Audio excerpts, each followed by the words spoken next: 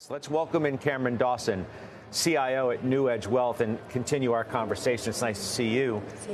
What do you make of what Tom has suggested? Well, I think that if we were to get to 47.50, we would be trading at 19.5 times 2024 earnings at $243 a share. That is very expensive by historical standards, and the only times that we've traded up to those levels, if you're looking on a forward basis, not a current year basis, but forward basis, is during bubbles, meaning the tech bubble, and during the COVID bubble. And the COVID bubble was supported by incredible stimulus to this market, meaning money supply growing 30%, real interest rates negative 1%.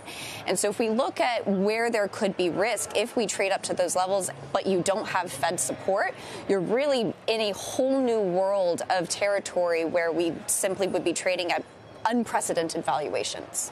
Tom, how do you respond? Well, as you know, they say a bubble is when your neighbor owns a stock that's making money. And what I mean by that is, I don't think the S&P is that expensive when you exclude FANG. It's trading at roughly 15 times forward earnings. And in fact, the two most expensive sectors outside of FANG are healthcare and utilities and staples.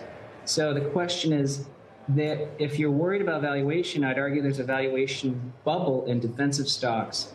In the same way that there's a bubble in money market cash balances, households are sitting on more cash than any time since even the pandemic. In fact, if you look at margin debt as a percentage of the S&P, it's down to 1.4%. That's the internet.com bubble low. There's been a huge deleveraging out of equities. So I think if we let price discover, the stock market is saying that most stocks are at 14, 15 PE. That's not expensive. To get to 47.50 for the rest of the market, that's getting towards a 16 multiple.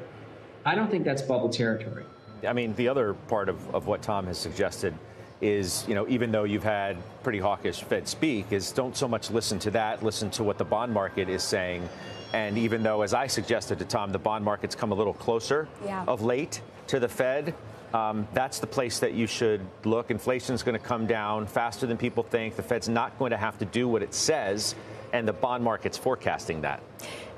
Pricing in the pivot and expecting that to come where the bond market essentially bends the Fed to its will and gets it to price in easier policy has been the widowmaker trade since the beginning of this tightening cycle.